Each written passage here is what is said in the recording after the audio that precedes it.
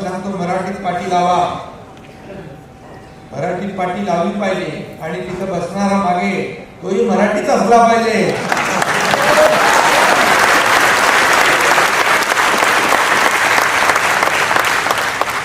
खरं म्हणजे मी उद्योजक होणार हा कार्यक्रम किती 12 वर्ष चाललाय, 12 वर्ष राबवत आहे, म्हणजे एक तप पूर्ण झालेला आहे.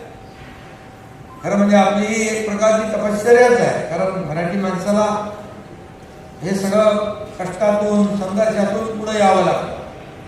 आता तुमच्यासमोर एक मराठी माणूस उभा आहे, एक शाखा प्रमुख ते या राज्याचा मुख्यमंत्री झाला